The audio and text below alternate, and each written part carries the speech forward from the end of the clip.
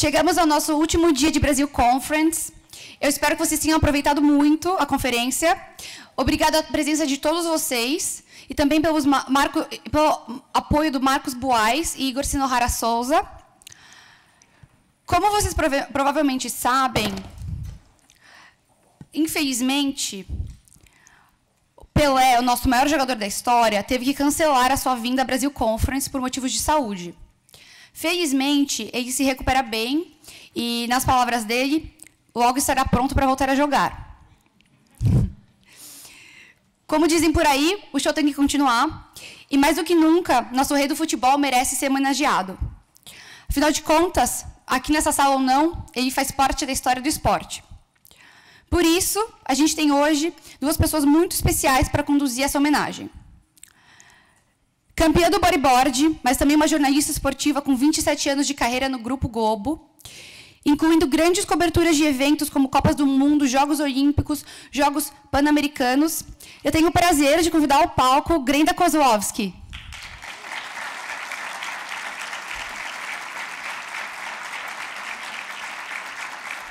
Oi! Bom dia! Que bom. Olha, antes de mais nada, eu quero agradecer o convite para mim, não como profissional, mas como ser humano, poder estar aqui como brasileira, como cidadã brasileira, poder vir aqui nesse lugar que é tão especial, né? Formador de tantas cabeças pensantes que constroem o mundo que a gente vive há séculos. Então, para mim é um prazer estar aqui. Muito obrigada mesmo pelo convite de coração. Assim, eu cheguei quinta-feira, venho acompanhando os painéis e todos muito especiais, sempre com alguma coisa para a gente levar para casa e pensar no país que a gente nasceu e onde eu vivo, onde eu moro. Bom, algumas pessoas me perguntaram assim, poxa, mas será que vai ter a surpresa? De repente vai aparecer o Pelé. Não, não vai ter surpresa, tá, gente? É bom avisar logo para ninguém ficar triste, frustrado, chateado. Mas falar de esporte e não falar de Pelé é não falar do esporte brasileiro. Mais ainda, né, é mundial. O Pelé ele conseguiu transformar o nome dele num adjetivo de competência, num adjetivo de é o melhor naquilo que você faz. Então, se alguém alguma vez na sua vida chegar e falar, cara, você é o Pelé daquilo, significa que realmente você alcançou um estágio inimaginável na sua vida. Então, é lógico que todos nós ficamos muito tristes, né, com a não possibilidade do Pelé estar aqui hoje. Eu já estive com o Pelé algumas vezes, mas muito de longe, e essa seria a primeira vez que eu tocaria no Pelé. Eu falei, nossa, eu ficava imaginando isso em casa, eu quase não dormia de tanta excitação, de poder conversar com ele, de poder escutar as histórias dele. E, enfim, mas ele não está aqui e eu estou com uma pessoa que eu admiro muito, muito, muito, muito. Acompanho o trabalho dele há muitos anos. Eu vou deixar você apresentar ele, depois eu falo. Obrigada. Bom, jogadora de futebol.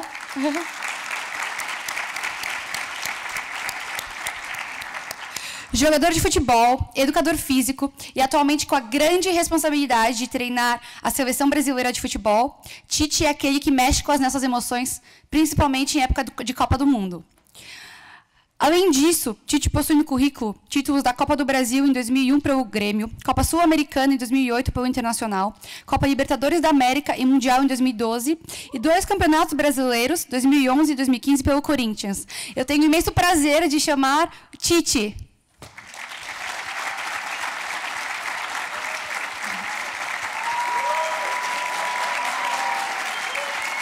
Bom dia. Por fim, eu só queria lembrá-los que este evento está sendo gravado, que vocês podem mandar as suas perguntas para o painel por meio do exido.com. O código é BC19. E eu também gostaria de pedir a gentileza de vocês desocuparem a sala ao final do painel, porque a gente tem um intervalo muito curto para preparar a sala para o próximo painel. Obrigada. Obrigada. Tite, por favor, quer fazer algumas palavras antes de eu explicar a dinâmica aqui rapidinho? Primeiro, um agradecimento a Aline e Igor, a todos vocês, dizer que é um prazer muito grande estar aqui, estar podendo falar de Pelé e representar de alguma forma. Um bom dia especial para ti, Glenda. Eu vi a tua introdução e ia dizer que é um orgulho muito grande estar contigo, dividindo o palco, uma coisa que ela tem naturalidade, eu não vou ter, mas eu vou tentar ser um bom coadjuvante aí. Imagina. Não, imagina. Olha, deixa eu só explicar um pouquinho a nossa dinâmica. Eu sou muito fã. Eu brinco com o Vinícius, que, né, trabalha junto ali com a CBF, tudo, está sempre com a gente. Braço direito, braço esquerdo, olhos e ouvidos. E eu falo assim, eu não poderia nem admirar tanto assim o Tite. Porque, né, eu sou jornalista, tem aquela distância, aquele distanciamento, mas eu admiro muito você, e você sabe disso. Bom, a gente vai explicar aqui, deixa eu falar um pouquinho da nossa dinâmica. O Tite vai fazer a apresentação dele, uma apresentação muito bacana, que fala, né, do nosso ídolo, enfim. Ele vai conversar com a gente. Depois eu abro aqui para as perguntas, um bate-papo. Vamos fazer uma conversa. Eu acho que aqui a gente está para falar do esporte. Vou pedir até para a gente fazer um exercício. Obviamente que a gente está aqui com o técnico da seleção brasileira, a gente está aqui com o técnico que, no clube, quando comandou o clube, é o maior vencedor, né? O técnico maior vencedor em clubes que a gente tem. E eu sei que tem um corintiano que quer fazer a pergunta do corintiano, eu sei que tem o brasileiro que quer aquele técnico, né, que quer dar o palpite e tal, mas eu acho que o esporte é muito maior. E o Tite, a experiência que ele tem é tão enorme, a gente pode se aprofundar tanto no assunto do esporte, e eu acho que vale muito a pena a gente fazer esse exercício durante esse painel do esporte aqui. Muito obrigada. Tite! Vai que é tu, amigão! Eu fui convidado e me deixou muito orgulhoso, estando técnico da seleção brasileira, para falar de Pelé. Eu quero fazer um exercício com vocês de vocês brincar com o imaginário de vocês. Pelé eu o conheci. Qual é que é o conceito que eu tenho de Pelé? Qual é que é a imagem que eu tenho de Pelé? E aqui, quando eu estou olhando para vocês, eu estou me remetendo a uma palestra com os atletas. Véspera de jogo. E eu não vou deixar daqui de colocar para fora a minha emoção, porque é assim que eu sou. Não finjo, não faço. 1970. 8 anos, 9 anos.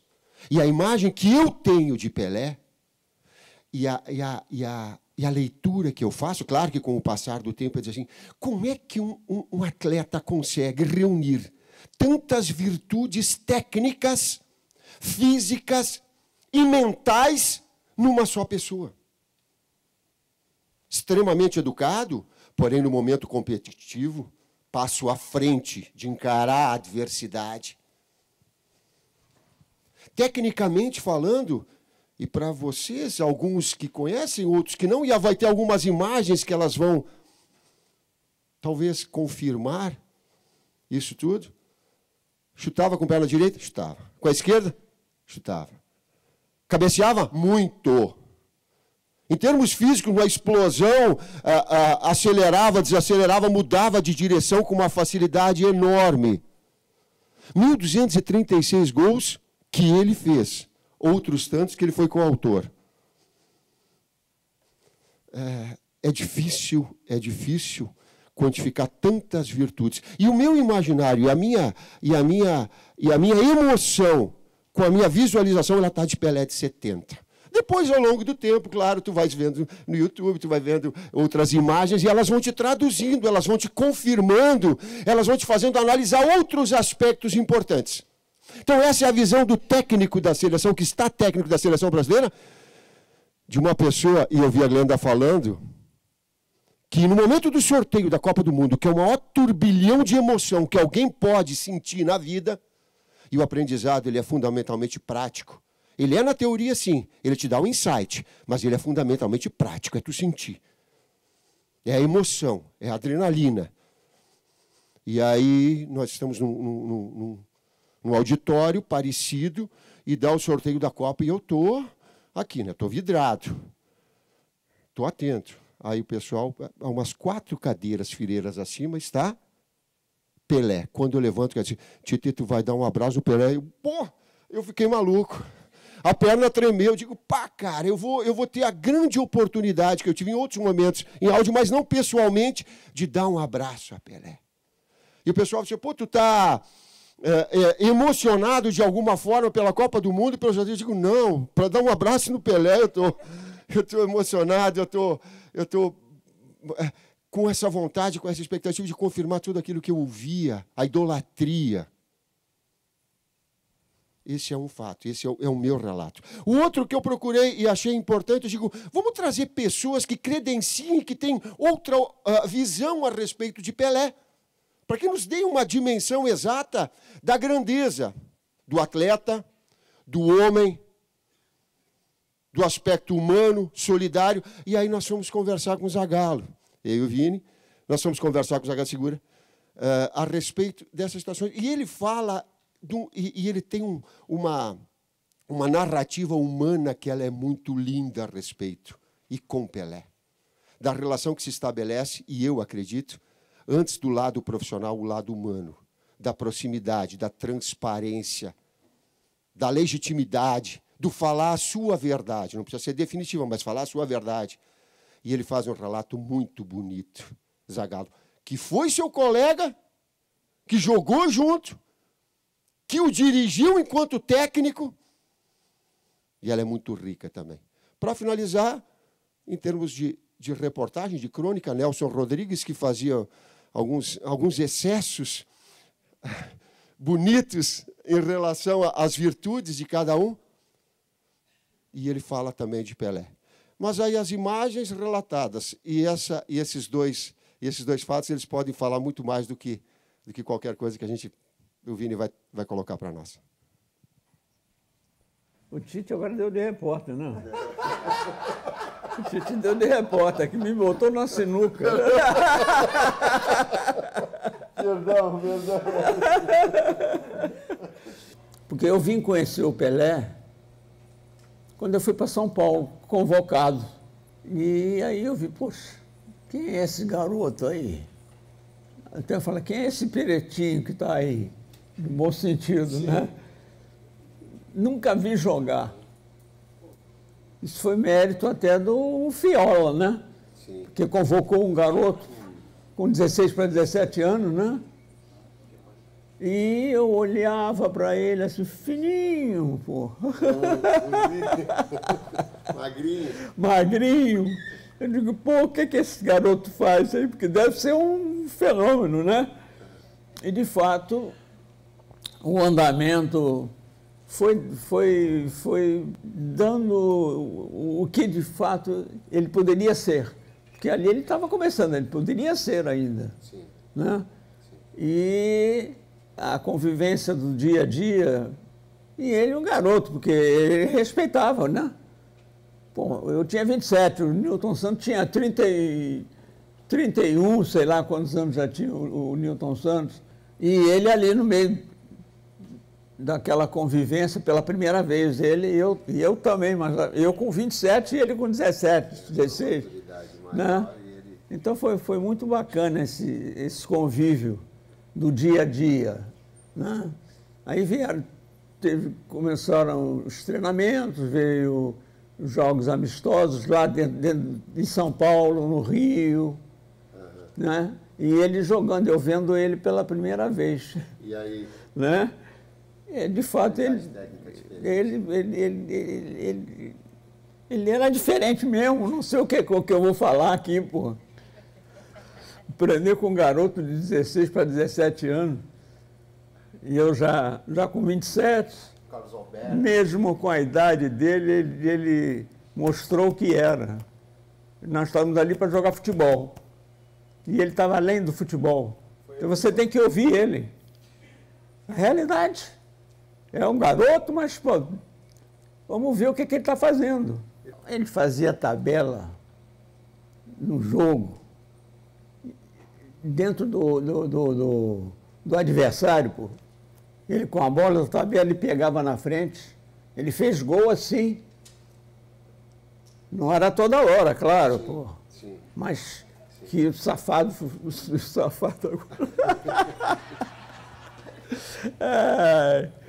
já começou em 58, ele jogou 4.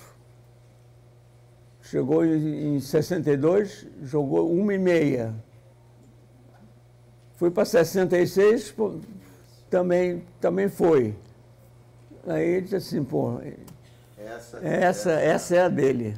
Entendi. A primeira coisa de campo que o Pelé veio falar comigo, já juntos de 58, 62. Mesmo em 62 sendo machucado, porque ele jogou uma partida e meia, né? Aí ele deu uma resposta que eu não estava esperando sobre o Saldanha. Olha, Zagallo, botou a mão no meu ombro assim, né? Olha, você pode fazer tudo, me deixar na reserva. Agora, eu não tô cego, não. Por que ele disse isso?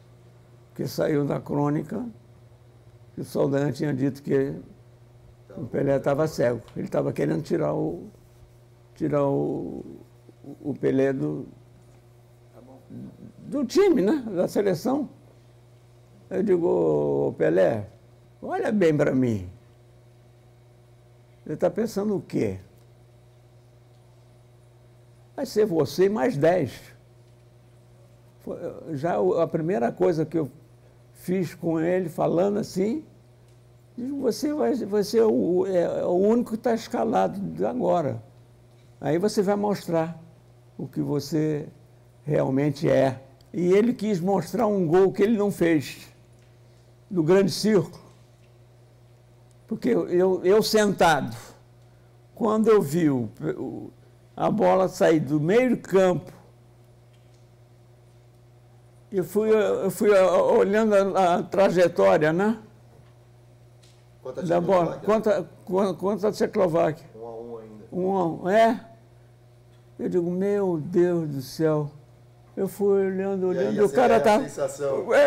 E a bola indo para entrar, não entrou, né? Ela não entrou. Mas a intenção, acho eu, sou eu que pensei na hora, né? Sim. Isso é para dar uma resposta. Não tenha dúvida. Isso foi em 70, já no final da Copa, já falando comigo, né? Nós precisávamos estar juntos para sermos tricampeões do mundo. Fico até arrepiado. Eu também. O que é que eu poderia pensar aqui e falar para você, Pelé? Que você tenha muitos anos de vida. É o que eu posso falar. A saúde, eu sei que não é fácil. Que eu estou com 87, você está com 77. E as coisas chegam. A verdade é essa. E o Pelé não é diferente do ser humano. Nós não temos um outro Pelé.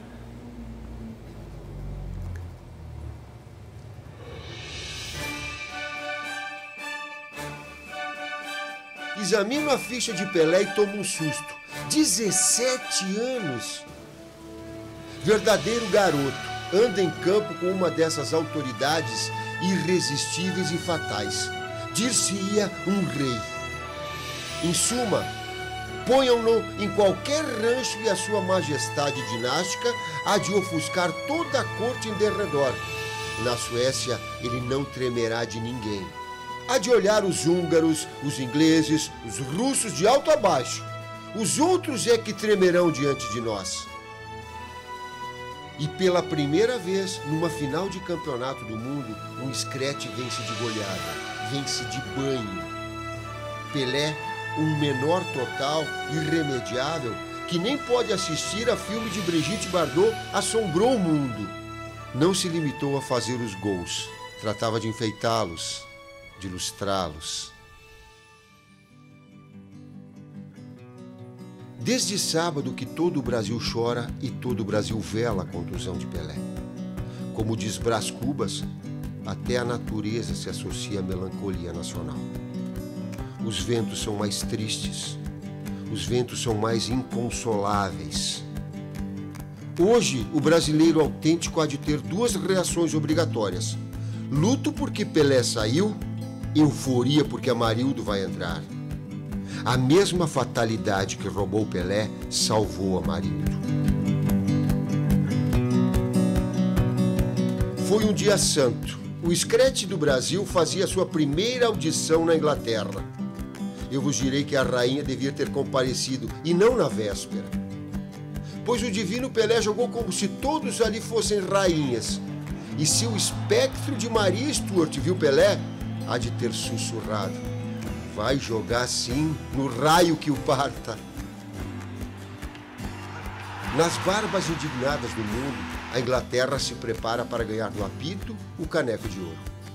Valeu tudo contra o Brasil e, sobretudo, contra Pelé. Foi caçado contra a Bulgária, não pôde jogar contra a Hungria e só voltou contra Portugal. Nova caçada. Sofreu um tiro de meta no joelho. Verdadeira tentativa de homicídio. O juiz inglês nem piou. O árbitro assistia com lívido descaro.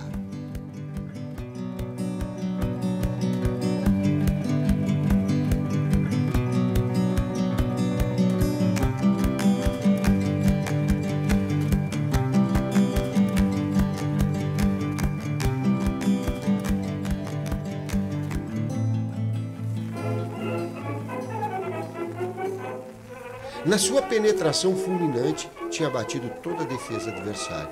E entrar com bola e tudo, e sofreu o pênalti. Seus companheiros fizeram uma greve linda contra o pênalti. Ninguém tocaria na bola. E então, 100 mil pessoas, na gigantesca cadência coral, começaram a exigir: Pelé, Pelé, Pelé. Quando a bola foi colocada na marca do pênalti, criou-se um suspense colossal no estádio. Estávamos todos crispados de uma emoção como não conhecíamos. Ao que íamos assistir já era história, já era lenda. No ex-Maracanã fez-se um silêncio ensurdecedor que toda a cidade ouviu. E quando Pelé estourou as redes, o estádio Mário Filho voou pelos ares. Pelé voou, arremessou-se dentro do gol, agarrou e beijou a bola e chorava. 100 mil pessoas de pé aplaudiam como na ópera. Depois assistimos à volta olímpica. Naquele momento éramos todos brasileiros como nunca, apaixonadamente brasileiros.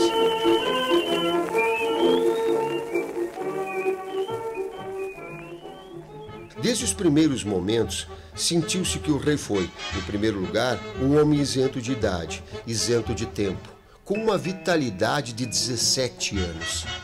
Inventou jogadas que nenhum outro jogador faria. Recomeça a partida e Pelé estava ainda no campo brasileiro. Apanha a bola. E súbito recebe a visita do próprio gênio. Viu que o goleiro tcheco estava fora de posição, muito adiantado. Fez então o que não ocorreria a ninguém. De onde estava, deu um prodigioso tiro de cobertura. Por um momento ninguém entendeu. Por que Pelé não passou? Por que Pelé atirava de tão espantosa distância? E o goleiro custou a perceber que era ele a vítima. Seu horror teve qualquer coisa de cômico.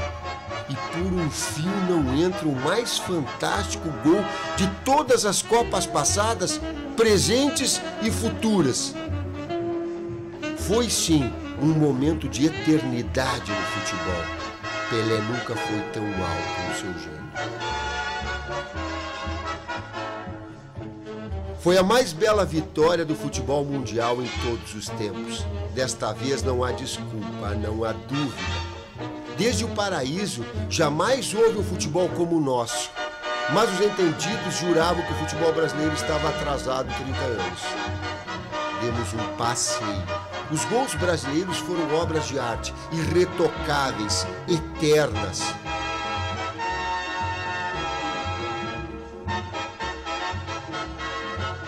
A cabeçada de Pelé, na abertura da contagem, foi algo de inconcebível. Ele subiu, leve, quase alado, e enfiou no canto. Em suma, cada gol nosso era uma preciosidade. Glória eterna aos tricampeões mundiais.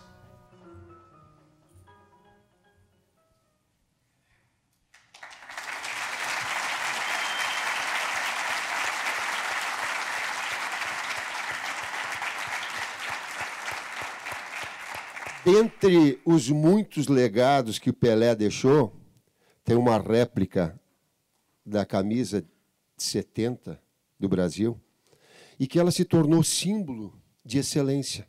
E eu vi a Glenda falando no início da apresentação.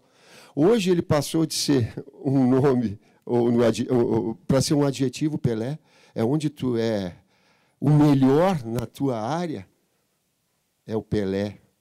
É o Pelé do vôlei, é o Pelé do basquete, é o Pelé do surf, é o Pelé do técnico. E tem toda essa dimensão que a camisa 10 ela trouxe, também com o legado de Pelé. Mas falando ainda em camisa 10, eu quero trazer para uma situação que o futebol também transcende o lado do esporte, ele tem um lado educacional. E eu quero me permitir dividir esse momento educacional, é a veia talvez professor, educador, em relação ao meu filho, em relação a Zico. O maior camisa 10 que eu vi pós-Pelé. Por quê? Em determinado momento, meu filho jovem, ele nós falávamos de futebol e futebol mais futebol em casa. E aí ele olha para mim e diz assim, pai, o meu ídolo é fulano. Porque ele vinha fazendo, era um atacante que vinha fazendo uma série de gols importantes naquela. Só que o comportamento de Zico, ele era dentro e fora do campo, de altíssimo nível. Eu digo, como é que eu vou ensinar, ou como é que eu vou mostrar, como é que eu vou instruir, como é que eu vou passar para o meu filho de que entre craque e ídolo há uma diferença muito grande. Aí eu encontrei, peguei e digo, filho, ídolo é Zico. Por quê? Olha as qualidades, as virtudes dele, excepcionais dentro do campo. Mas também olha as suas virtudes enquanto homem, enquanto filho, enquanto se manifesta publicamente, enquanto líder da equipe, enquanto competitivo. E aí tu reúne uma série de outros atributos que ele te faz idolatria. E que ele é muito maior do que o esporte do vencer ou perder. Ele transcende, ele é muito mais. O esporte, ele é muito mais. Ele é muito mais rico. Ele tem muito mais lições que nos passam, que nos fazem emocionar, que nos fazem nos marcar. É no momento da adversidade, tu seguir em frente. É tu saber absorver uma derrota e daqui a pouco ter resiliência, é bonita a palavra, né? Mas é tão duro, tão difícil de ter para seguir em frente. Esse cara, essa admiração que eu tenho em relação a Zico, e uma imagem dele, ela mostra um pouquinho também o que é Zico. Uma pequena amostra.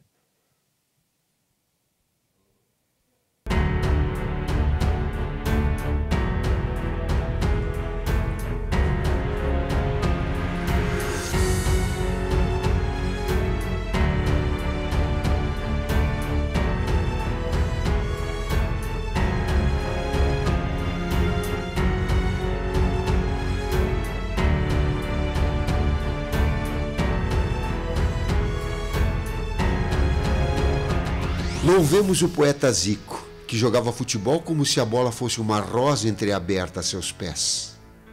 Armando Nogueira. Essa seleção me faz emocionar. Eu saí chutando tudo quando a gente fez o gol de empate contra a Itália. Eu saí gritando. Tudo palavrão que vocês podem imaginar, eu larguei. Quebrei um copo que estava do lado de um tapa. Mas fica a marca da excelência. Ela não foi campeã, não me importa. Ela tem algo de especial nela, como de especial tem o Zico. E agora, para fechar, eu trago uma emoção que eu tive e que eu trago para comigo como técnico da seleção brasileira, e aquilo que remeteu toda essa e peço para vocês também imaginarem um pouquinho, nós estamos nas eliminatórias, vou contextualizar, eu assumo a seleção brasileira, nós temos 1/3 dos jogos já feitos, faltavam 12 jogos para classificar para o Mundial, nós estávamos na 6ª colocação, e eu pensava comigo, um misto de medo Eu digo, cara, se nós não classificar para a Copa do Mundo, eu, como técnico, eu vou... Tchau, né?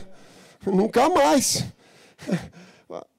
E aí a gente começa uma retomada, e é uma história muito bonita. É no Mineirão, esse jogo, contra a Argentina, na busca nossa da classificação, Argentina de Messi, e num palco onde a gente teve uma derrota contundente contra a Alemanha. E nós estamos saindo do hotel, e quando eu estou saindo do hotel, a gente fica muito envolvido numa capacidade de concentração muito grande, porque tu está pilhado, a adrenalina está a milhão, não dá para te relaxar, tu sua na mão. Tu acaba a palestra, o atleta já quer entrar para dentro do campo. Tem todo um processo. E, às vezes, quando eles colocam aqueles áudios, vocês não pensem que é porque ele é mascarado, porque ele não quer dar atenção. Não é. É porque ele quer mentalmente estar preparado para jogar muito. É esse o objetivo. E nós estamos saindo e entrando dentro do ônibus, e aí, naquela de não dar atenção, o cara, vamos voltar para o Mineirão, hein? Cuidado que, de novo, o que aconteceu? Cara, aquilo ali cortou a carne. Eles perceberam que ele não gosta de falar aquele placar da Alemanha, então eu vou falar 7-1. Cuidado aí que vai vir outro 7-1 aí. Tudo bem, estou falando aqui, segue o jogo aí. Eu te entendo, Tite. Eticamente. E aí eu estou sentado na parte de cima do ônibus, e eles passaram por mim, 6, 7 jogadores, que ouviram aquele relato, e eu estou antenado, né? Estou ligado. E daqui a pouco eles saem para o fundo e dizem, cara, não faz isso. Não precisa fazer isso. Poxa, a gente sabe eles lamentando entre eles, aquilo doeu. E aí nós vamos para o jogo contra a Argentina, com toda essa dimensão, com toda essa busca, eu estando e assumindo a seleção, que é uma coisa extraordinária, o máximo, num estado onde eu profissionalmente não tinha tido êxito treinando o Atlético Mineiro. Eu digo, cara, não é possível. A dimensão dos fatos. Aí aconteceu o terceiro gol, que é esse gol que é mostrado agora.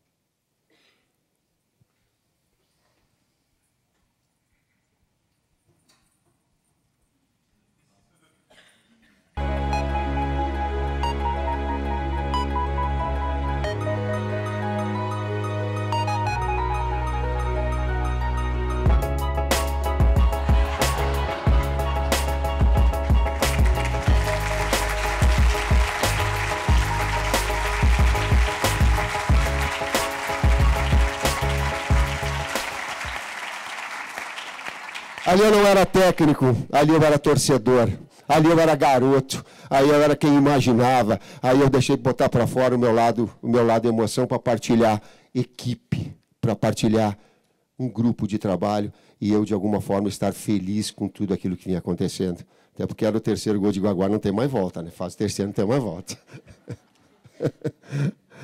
Nisso, eu acabo a apresentação dizendo para vocês que talvez nessa busca de personificar sucesso e fracasso, e que a gente deva ter muito cuidado em relação a isso, equipe de trabalho ela é fundamental. A gente vê, e eu cheguei de manhã, e vi quantas pessoas trabalham para que a Brasil Conference se projete. O Pelé, sim, é diferente. Mas, seguramente, uma equipe toda de trabalho ela teve. Por trás, para que todo esse sucesso tenha. Como educador, talvez seja essa a mensagem. Ao individual, mas ao coletivo forte. Obrigado.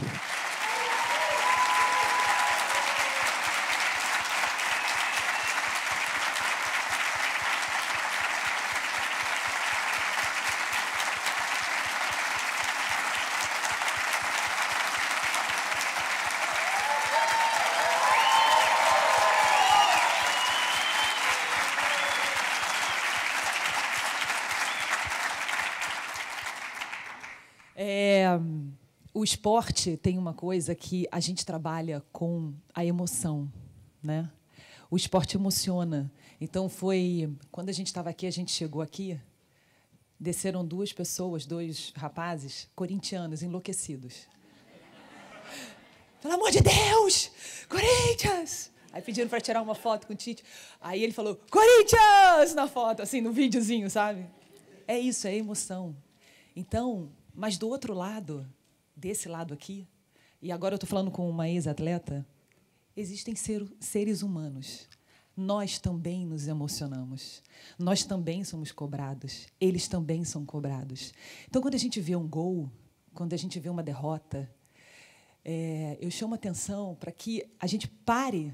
É óbvio que isso emociona. Óbvio que você chora quando perde, você fica feliz, e chora também quando ganha. Mas existem pessoas ali, existe um contexto. Não é só o gol, a bola na rede. O esporte não é isso. O esporte é muito mais do que isso. Então, assim, eu queria saber, Tite, você é uma pessoa que tem o lado muito prático, do estudioso, do professor, você estuda, mas você também tem o dom da palavra, você também tem o dom da emoção. Como é que você consegue equilibrar com todos aqueles jogadores, vestindo a camisa da seleção brasileira, a praticidade que precisa ter, né? E a emoção que também precisa ter? E você tem que controlar isso. E isso leva para a vida da gente. A gente também é assim no nosso dia a dia. Eu não sei, Leandro. Eu não sei.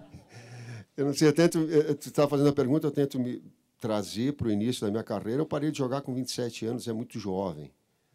E quis o destino de me oportunizar, nesse meio tempo, eu iniciar a minha carreira como técnico. Então, 28 anos, eu estava dirigindo atletas, Guarani de Garibaldi, interior do Rio Grande do Sul. Nós treinávamos terça e quinta-feira para jogar no domingo, segunda divisão. Para formar, eu me vestia, confesso, eu me vestia de uma forma mais formal para me parecer mais velho do que eu era. Então, para mim, ter um pouquinho um ar de sobriedade maior. Mas, e ao longo do tempo, eu fui procurar assim, estudar, eu fui procurar fazer os meus cursos, informação gerando conhecimento, analisada gerando conhecimento, que é o que vocês procuram, fazem, e que eu incentivo. Todos a equipe de trabalho com que eu estou nos diversos clubes, eu tento potencializá-los para que eles possam crescer. E digo a eles, vocês têm que ambicionar ou cobiçar estar o técnico número 1. Porque só assim vocês vão estar fazendo o seu trabalho na melhor qualificação possível. Isso não é deslealdade, absolutamente. Isso é comprometimento com o trabalho. Evolução. Trazer algo mais. Inquietude do saber. Procuro. Mas, confesso, eu mantive uma situação emocional, talvez porque me formei, talvez porque eu fazia comunicação social um pouquinho e estudei, talvez porque eu li bastante. O Cortella fala que ele leu 12 mil livros. Cara, isso é muito. Eu olhei para ele e fiquei com vergonha. Digo, se eu cheguei a 200, é falar de bom. Mas procuro, porque mas, em compensação, você viveu muitas histórias que não se escrevem.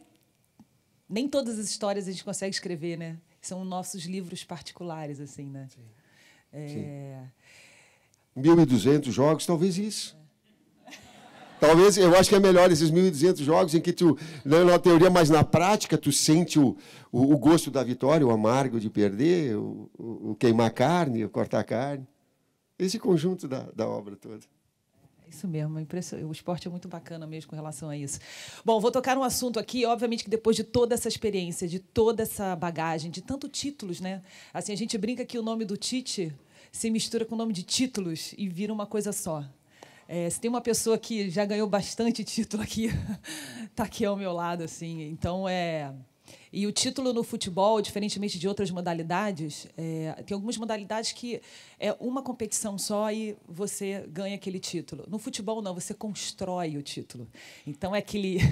Né, é a dor da derrota, é a alegria da vitória, mas aquela vitória, ela não tem momentos que ela não pode significar tanto assim, porque você ainda depende de outras várias vitórias para conseguir aquele título.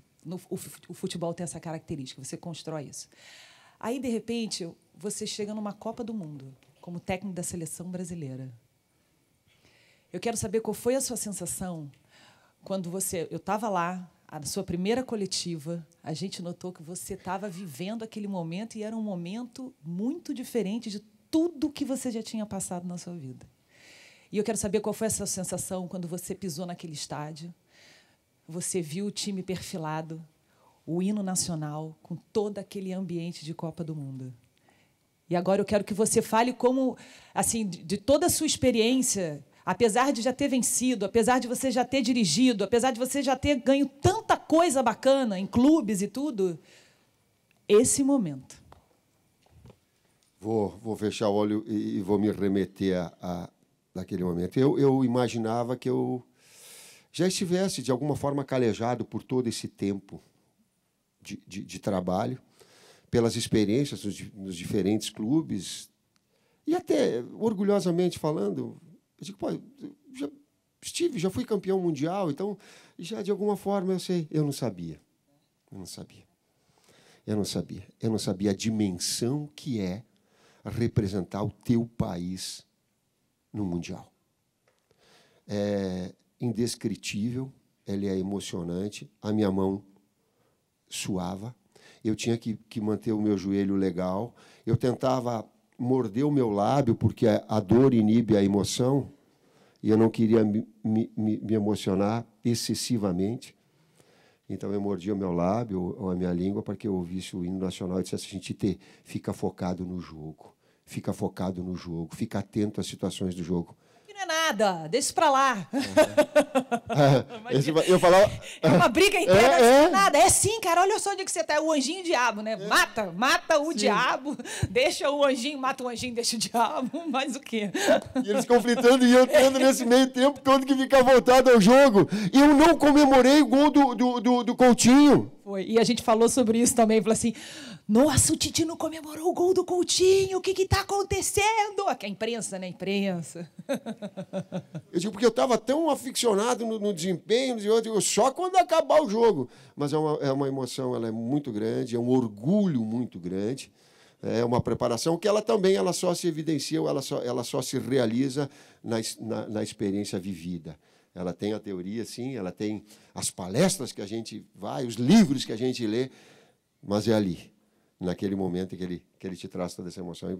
Para mim, foi um orgulho muito grande, mas também foi um momento que, para mim, ficar focado no jogo, abstrair tudo que estivesse, foi uma dificuldade também enorme. Imagino. Bom, vou seguir aqui, vamos botar mais um pouquinho para frente. Obviamente que a gente não gosta de falar nisso, mas eu sinceramente, eu tenho uma visão do esporte muito diferente de muita gente que olha para o esporte e que escreve sobre o esporte. Talvez porque eu já tenha passado por isso. Eu sei o que é ganhar, eu sei o que é perder. Eu sei o que é você treinar desesperadamente e não conseguir. E eu sei também quando você sabe que você deu o melhor e, mesmo assim, não foi suficiente. E eu sei também quando você deu o melhor e foi suficiente. E aquele segundo de alegria é viciante. E, talvez, por isso, a gente trabalhe com a frustração de uma forma quase que louca, porque a gente não dá bola para a frustração. A gente não tem tempo de viver a frustração, porque o amanhã chega. É o próximo título, é o próximo treino. A gente não descansa. Então, a gente olha para a frustração, trata aquilo de um outro jeito. Eu vou passar, obviamente, a gente foi eliminado, perdemos, e não vou falar sobre esse jogo, porque eu acho que ali aconteceram coisas do além. E acho mesmo. Defendo o Fernandinho, acho uma crueldade o que fizeram com o Fernandinho, acho uma crueldade que falaram dessa seleção brasileira que chegou na Copa do Mundo com 9 vitórias seguidas no amistoso, se classificando com 4 rodadas de antecedência. E o esporte não tem jeito, gente. O esporte tem um momento, né, Tite, que a gente não sabe explicar desculpa a palavra, que merda que deu lá dentro. Né? Então, eu queria falar com você, antes de falar desse momento, eu queria falar de você, como é que você lida com a frustração, sabe? Porque, assim, eu sei o que passou no coração de vocês naquele dia, quando acabou o jogo. Eu estava do lado de fora do estádio, eu assisti o jogo ao lado da família, ao lado da mãe do Fernandinho, eu vi o que aconteceu com as famílias, E eu saí antes porque eu ia entrar depois do jogo. Ia entrar achando, né, falando coisas bacanas, enfim. Mas eu sei o que estava na cabeça de vocês, porque eu acompanhei, eu sou amiga de alguns jogadores, eu sei exatamente. E eu quero saber como é que você lidou com isso, naquele dia, nas 12 horas seguintes, nas 12 horas após a eliminação do Brasil na Copa do Mundo. Depois de tanta experiência vitoriosa, entendeu? Porque vocês chegaram ali vencendo muito. Vocês chegaram ali com todo mundo com medo do Brasil. Só se falava do Brasil. Eu vou tentar te responder com o relato do Miranda dentro do jogo, falando para a comissão técnica, que eram 47 minutos do segundo tempo, e ele falava para o Thiago, nós vamos empatar e nós vamos virar o jogo. Nós vamos empatar e nós vamos virar. Porque era o sentimento que nós tínhamos em função do desempenho que se apresentava no segundo tempo.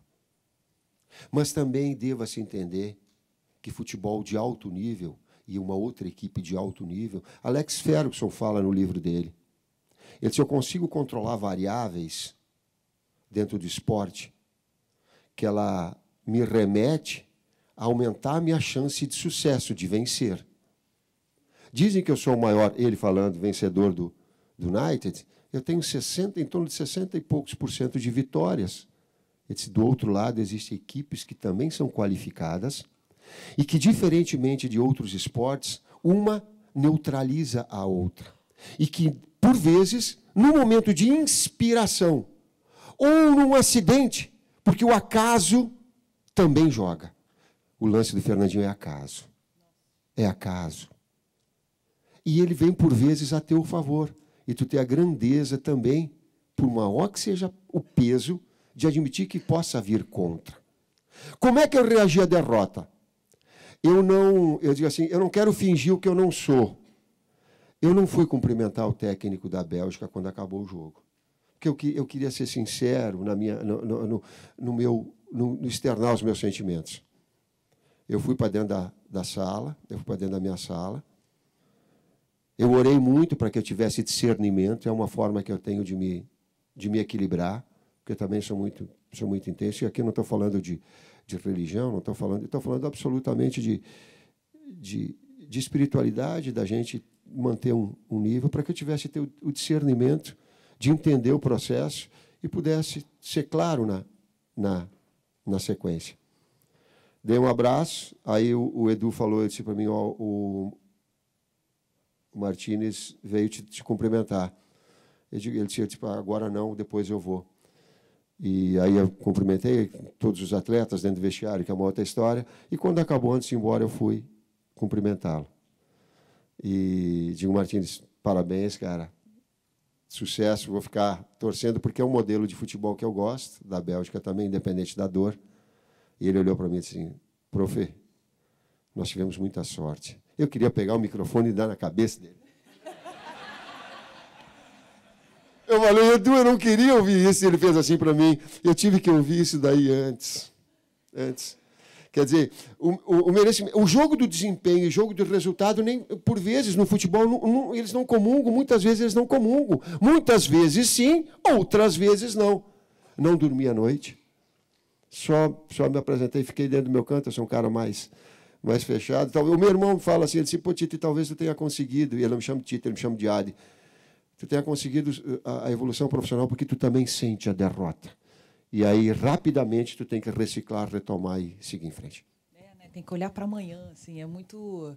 Mas é interessante isso, assim, eu acho que é um ensinamento que o esporte traz para a gente, você saber lidar com a frustração, né? Hoje em dia, a gente vive num mundo cheio de frustrações, né? Não tem muito jeito. A gente está vendo o crescimento da depressão nos adolescentes, nos adultos, e isso tudo vem da frustração, querendo ou não, e de que forma você olha para ela, e de que forma você encara a frustração e leva isso para a sua vida, né? A gente tem que saber olhar para o dia seguinte, não tem muito jeito.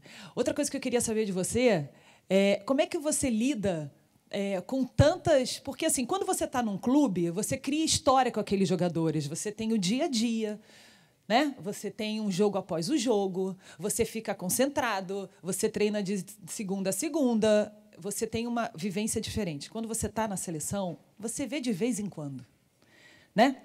De vez em quando você vem, concentra, treina, e cada um vai para o seu canto, cada um joga de um jeito. E eu queria saber como é que você olha para esse time, quando você faz a escalação, que você monta a sua seleção, como é que você trabalha essas diferenças com pouquíssimo tempo de convívio? É desafiador. É muito desafiador. Eu tive que me reinventar enquanto técnico, eu tive que procurar algumas ferramentas diferentes das tradicionais no meu dia a dia, justamente por aquilo que tu colocaste, Glenda. Eu estou no dia a dia, eu consigo fazer a leitura do atleta, se eu estou no meu dia a dia, a linguagem corporal dele. Você sabe, tanto quanto eu, que muito mais do que se diz é a forma com que se diz. É a entonação da voz, é o teu semblante, é o teu corporal. Tu fala, atleta fala assim. Atleta fala assim. Tostão falava do Pelé o seguinte, ele disse assim, ele falava comigo me olhando. É assim a linguagem corporal, por vezes, do técnico para com o atleta, num sinal, depois de certo tempo, ele sabe o que as situações acontecem. Isso acaba se perdendo. Nós procuramos de outras formas, o acompanhamento em loco, ou a conversa com os atletas, assistir jogos, assistir treinos, para que tu possa ter... E aquilo que nós falamos, eu vou falar da Inconfidência, que nós conversamos ontem, nós conversamos hoje. Por vezes tu veste uma camisa amarela, o aspecto emocional ele é muito pesado. Tu traz toda uma história. Alguns aspectos. Não me peçam para dizer por quê, eu não sei também. Alguns encaram com naturalidade e dão um passo à frente. Outros se inibem, murcham e não desenvolvem todo o seu potencial. Tentar trabalhar isso para que o aspecto técnico, tático, no aspecto tático eu tento trabalhar com o atleta na seleção, muito parecido com as funções que ele exerce no clube. E o aspecto emocional também, agora estou procurando cada vez mais estar próximo ao atleta, conversar mais com ele, para poder entender também se daqui a pouco eu posso aumentar o tom de voz e ele vai me dar a resposta, ou se eu tenho que ser um pouquinho mais paternal, um pouquinho mais educador. É desafio. Olha, você pode ser assim, mais paternal. Estou brincando. Agora, você está falando dessa história do peso, e a gente conversamos aqui antes, uma coisa que me chamou muita atenção e que eu nunca tinha parado para ouvir como é que os outros enxergam a nossa seleção. Né? E aí o técnico da Bélgica deu uma entrevista, sei lá, 2 meses depois da Copa, e falou assim, o meu maior desafio para enfrentar aquela seleção brasileira não eram os jogadores, com todo respeito aos jogadores, mas era a história daquela camisa. Quando o meu jogador olhasse para aquela camisa amarela, como é que ele ia reagir? Qual é o filme que ia estar passando na cabeça dele? O filme daquela seleção que ele está enfrentando ou o filme da outra, daquelas todas as seleções do pentacampeonato, essa história, bagagem em torno da seleção amarela, da seleção brasileira. E aí ele falou que ele procurou justamente trabalhar a parte mental dos jogadores. E uma coisa que me chamou a atenção e que eu concordo é que, quando você joga com a seleção brasileira, você já sai de 1-0 para a seleção brasileira, por tamanho peso. Isso é bom e é ruim. Esse peso ele é bom e é ruim por causa disso, assim, né? E eu queria saber de você, agora você, como técnico, como pessoa, como é que você trabalhou esse peso? Porque a gente sabia que era uma função que você desejava chegar, né? Técnico super vencedor no clube, e, obviamente, que todo técnico vencedor, o próximo passo, seleção brasileira. Mas também não é assim, né? É muito bonitinho a gente falar, sou técnico da seleção brasileira. Vai ser técnico da seleção brasileira. Eu não quero o seu lugar, mas nem a pau. Muito obrigada. Mas nem cruz, credo. Imagina cada convocação, Copa do Mundo, Copa América. Não vou nem falar de Copa América, deixa isso para lá. Copa América é a próxima competição que a gente vai ter, que vai ser disputada no Brasil, né? E eu queria saber como é que você encarou esse peso de vestir essa camisa e dirigir esse time aí, ó, essa história que vem lá. Eu reputo um grande profissional quando ele tem, primeiro, condutas pessoais, humanas, de nível. Eu não estou falando de perfeição, viu? Eu não estou falando de perfeição. Eu não sou um cara perfeito, eu tenho muitos defeitos. Tem uma frase bonita que ela fala assim, você quer falar mal de mim? Me convidem. Eu sei coisas terríveis ao meu respeito. Então, não tem. Mas é a gente procurar fazer o bem, humanamente fazer o bem. Limpo, clean. Tá? Competência profissional. É tu buscar o teu conhecimento e a tua evolução. No terceiro, a medição é esses trabalhos, essa conjugação, ele transformar isso em títulos, mas o título é o produto final da situação. Mas esses anteriores, eles são fundamentais. Existem trabalhos em que eu não tive título e que, para mim, é um orgulho maior do que um título conquistado e que nós conquistamos, mas sem a mística, sem a energia, sem a combinação de dizer assim, pô, foi melhor e estava um senso de equipe muito forte. Não me peçam aonde. Fala aí, tio. A câmera tá Mas aí, tem. E tem outros trabalhos que tu consegue, não consegue o título, mas ele te traz uma alegria de um desempenho extraordinário. Vou pegar do São Caetano, que peguei na 14ª colocação, nós classificamos para Libertadores da América, vencendo o Internacional por 5-0 no último jogo em casa. Pô, aquilo ali me deixou numa felicidade extraordinária. Pressão. Então, vai se construindo isso. Nós também ficamos pressionados com a expectativa alta da seleção brasileira. A gente carrega toda a história de Pelé, de Zagallo. Zagallo era um visionário, é um visionário. Uma pessoa que tem um nível de conhecimento, de lucidez, e que, na sua época, já era à frente. Muito à frente. Concepções táticas, onde no Brasil, às vezes, se cobra muito, em termos posicionais, setoriais, de marcação de pressão média. Ele já trazia. A evolução física para traduzir isso, a estratégia do jogo em condições físicas e climáticas para que pudesse ter um grande desempenho. Então, ele te traz. Nós carregamos tudo isso conosco. Mas é um peso bom. Eu prefiro que seja de uma expectativa alta do que um sentimento de frustração. Mas ele é pesado. Por isso que nós falamos antes que nesse momento do emocional, de dar um passo à frente, na hora de entrar em campo, na hora que tu vai bater, que tu sai contra o adversário, que bate o hino nacional, que tu olha para o olho do cara, tu olha para o semblante dele, tu vai saber se ele vai dar esse passo à frente. O que é isso? Eu também não sei, Helena. Mas são reações humanas que alguns têm e que enfrentam. Outros, nem tanto. E o que fazer quando nem tanto aparece na sua frente? Eu me remeto, essa preparação anterior, eu me remeto a intervalo. Tem algumas situações que elas acontecem. Vou pegar no intervalo contra a Bélgica. Eu trouxe, o Vini está aqui, eu trouxe para baixo. Estava uma equipe que ela ficou assustada com o resultado. O desempenho dela estava bom, nós tomamos o gol.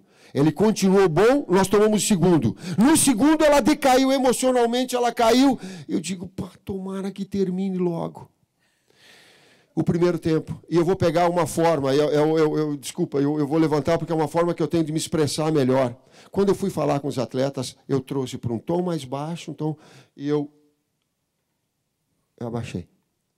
Para que eu tivesse a condição de olhar na mesma altura dele. E que eu transmitisse no meu gesto a tranquilidade. Calma. Eu digo, calma. Nós vamos organizar a equipe, eu só quero que ela mantenha o desempenho que ela teve no primeiro e segundo jogo. Eu modifiquei estrategicamente, a gente saiu de um 4-3-3 para um 4-4-2, com o Neymar centralizado, e animicamente, eu digo, concentra de novo. Não existe outra forma a gente manter esse desempenho. E eu vou ajudá-los a fazer o primeiro gol. Eu digo, e a partir daí, a relação de confiança ela vai nos remeter ao empate ou virada. E o que eu fiquei muito feliz é que a capacidade, porque ela vem de uma Copa onde ela foi muito traumática. Nós desclassificamos, e no momento de instabilidade emocional, por isso que acabou gerando o número de gols que aconteceu, 7-1. Pronto. Porque a instabilidade emocional, tu deixa de coordenar as tuas tomadas de decisão, elas passam a ser com uma fração milésimo de segundo no time errado. É o time que tu perde a jogada, é o time que tu não antecipa, é o time da precisão, é o time do lançamento. Tu perde. Eu digo, traz para baixo, concentra de novo. Nós vamos construir, nós vamos fazer gol. E a partir daí vem. Eu estou esperando o segundo até agora. Sonhei. Passei 15 dias, eu acho que 3 ou 4 vezes eu acordava à noite e dizia assim, palavra de honra, eu digo, nós empatamos.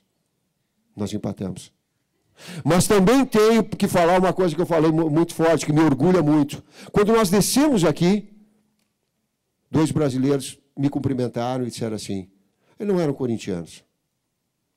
Sim, professor, obrigado pelo trabalho que desenvolve na seleção. Eu olhei e me surpreendi. Aí eu olhei, o segundo veio da mesma forma. É a dimensão que o esporte tem, de não é só porque é campeão, tu é valorizado. Existem outros atributos que eles são importantes. E humanamente eu fiquei muito feliz, muito gratificado.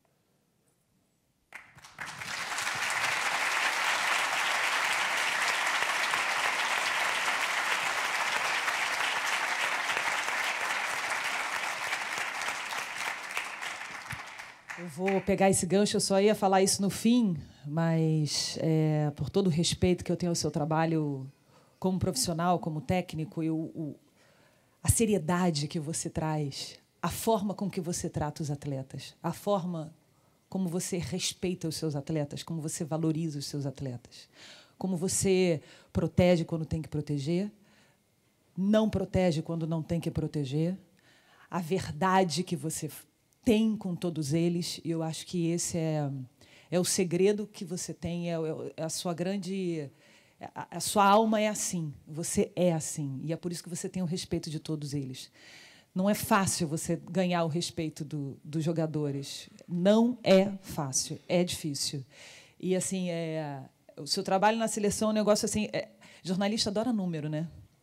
Eu sinceramente, estou nem aí para número, mas jornalista gosta de número. Então, assim, aqui, falando os seus números, eu até anotei, porque eu não sou boa de decorar, adoro meu caderninho. Tia véia é assim, né? Tia jornalista véia adora caderninho. Não quer saber de iPhone, caderninho mesmo. Então, são 34 jogos pela seleção brasileira, são 27 vitórias, são 5 empates e são 2 derrotas apenas. Depois da Copa do Mundo, já foram 8 amistosos, 7 vitórias e 1 empate.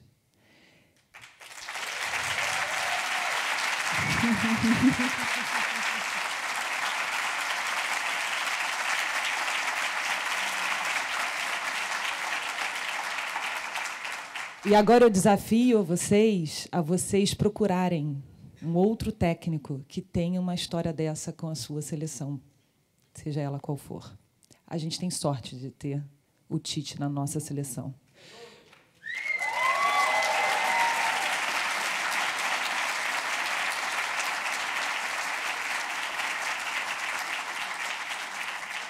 E aqui eu não estou como atleta, fã, quem admira, não. Eu estou como jornalista agora.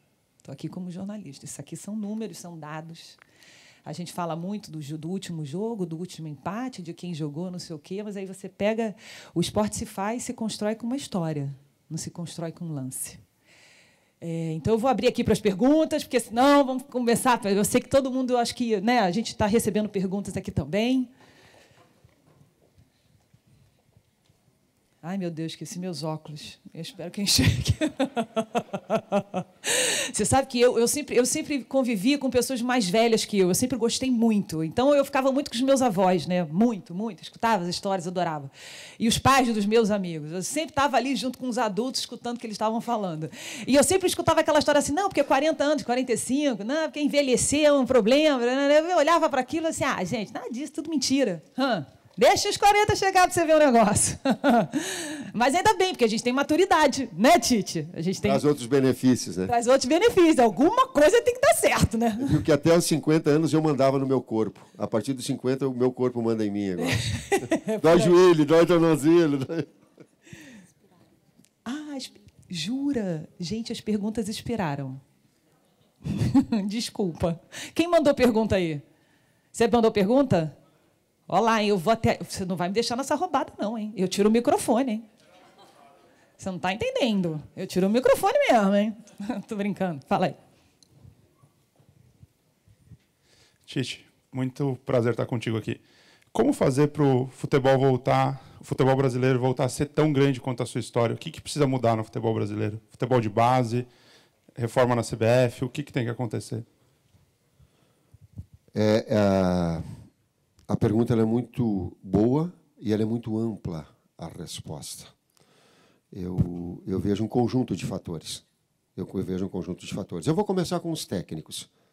Nós buscarmos estudar informações para que elas gerem conhecimento e evolução. Quando a gente fala de números, a gente tem dados objetivos de análise.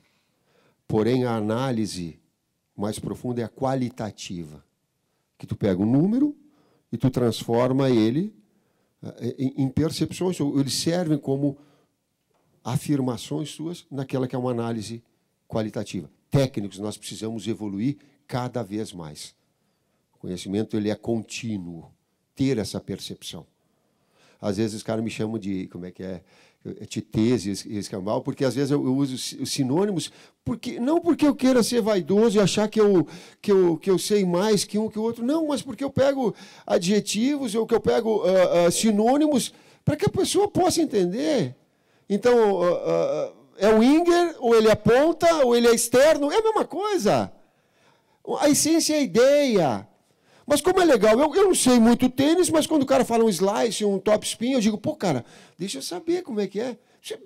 E a evolução? Falei de técnicos, falo de metodologia. Não adianta eu pensar uma coisa se eu não tiver metodologicamente, aí eu lá do professor, que eu vou dar exercícios, treinamentos que me potencializam aquilo que eu falo. É um calendário melhor? Sim.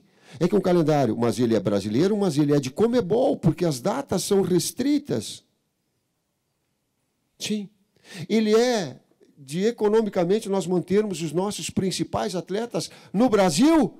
Sim. A última vez, eu acho, o índice que nós temos, a partir de 1994, ou 90 ou 94, não sei, 80% ou mais estão todos na Europa. O nosso campeonato, ele fica restrito, os nossos enfrentamentos, eles são. A base precisa melhorar? Precisa. Está surgindo técnicos estudiosos associados ao ex-atleta, com a experiência mais o conhecimento, pode dar um up. Você vê quantos itens eu já citei que eles são importantes. E vai acontecendo. A gente tem que mudar. A gente também, eu tava rapidinho assim que a gente vai encerrar. Eu já sei que o tempo está estourado. Adoro estourar tempo. Meus chefes ficam enlouquecidos comigo. Uma vez eu... No ponto, vou falar, mas buzino muito no ponto? Mas eu fico eles ficam buzinando muito, Ficam? O quê? Não está entendendo, Tite. Uma vez, numa Copa do Mundo, e olha lá, olha a cara dele, a gente está conversando. Não, estou brincando. Não, mas uma vez, numa Copa do Mundo, sério mesmo, eu estava tão agoniada, eu tinha tanta coisa para falar, e ele começou. 20 segundos, eu sempre peço, me dá 30, me dá 20. Glenda, você tem 1 minuto e meio, pelo amor de Deus. Eles já falam assim, claro, 1 minuto e meio, óbvio. Aí tinha um monte de coisa para falar, eu falei, 1 minuto e meio nada. Glenda 30, Glenda 20, eu... Tá, feliz, sorrindo, falando um monte de coisa. Glenda 10, Glenda 10, 5, 4, 3, 2, 1, Glenda, tirei o ponto. Aí ele enlouqueceu, ficou puto. Eu tirei o ponto e continuei falando lindamente, sorridente. Galvão, obrigada.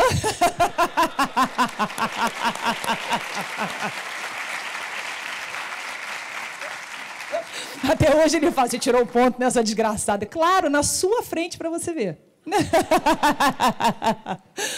Bom, gente aqui, eu acho que mais do que falar de esporte, eu acho que a gente falou de vida, né?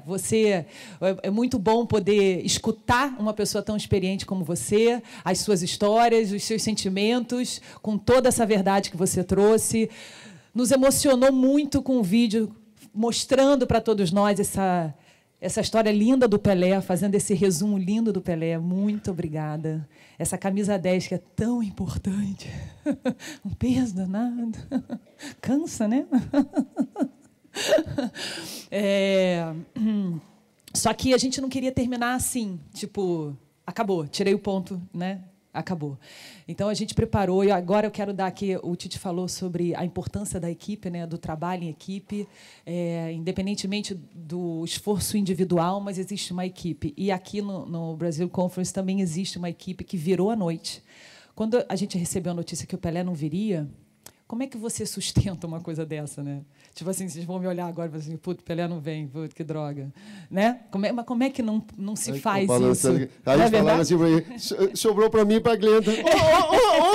Só o que sobrou para nós. Ai, meu Deus. Como é que eu vou fazer? Nem embaixadinha eu sei fazer, estou ferrada. E aí a equipe inteira, quem está organizando, começou a correr atrás de mensagens de várias pessoas que fizeram parte da história do esporte brasileiro também. Não só do futebol, mas fora dele também, já que a gente está falando de um rei, que é o Rei Pelé. No meio que o esporte brasileiro tem uma rainha, que é a Hortência, que ela fez parte desse vídeo também. Então, eu quero dar os parabéns para a equipe do Brasil Foundation, que Foundation é ótimo, Conference, que trabalhou a noite inteira, as meninas, para poder mostrar esse vídeo aqui para vocês.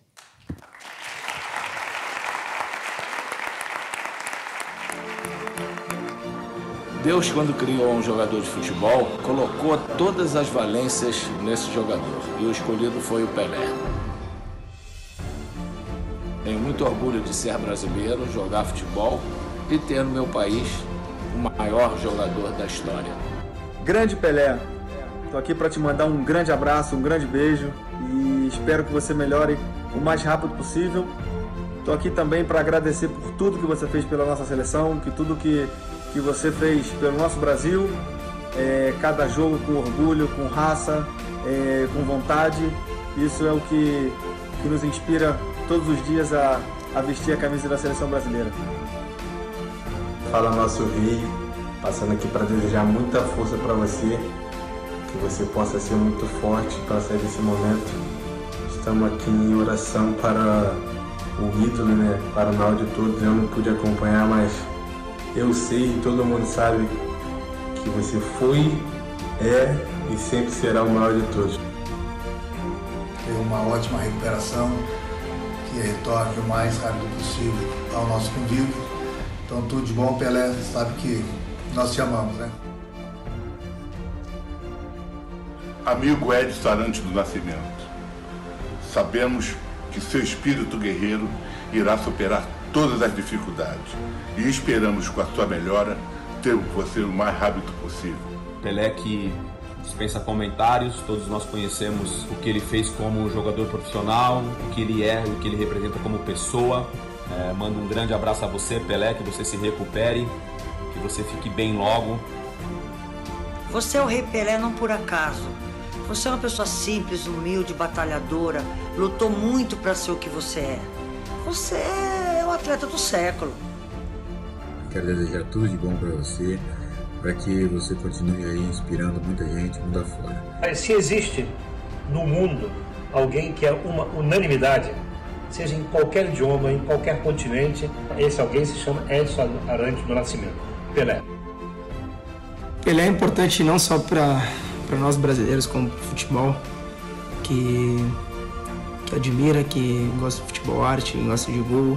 Então ele foi, acho que, o pioneiro e por isso que ele é o rei. Um grande abraço ao rei do futebol. E não tem para ninguém. O futebol é antes e depois de você.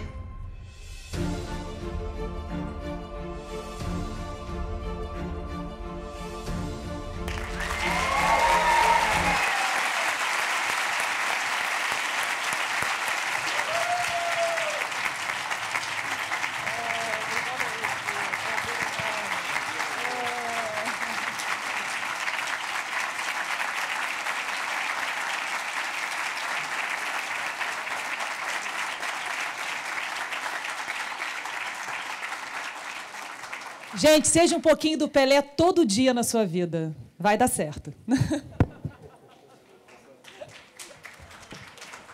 Pessoal, muito obrigado pela presença.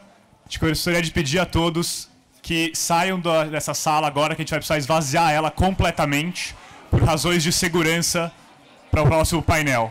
Vocês podem tirar fotos com o Tite e com a Glenda lá fora, por favor. Obrigado. Reforçando, a gente precisa sair dessa sala por razões de segurança para o próximo painel. Obrigado.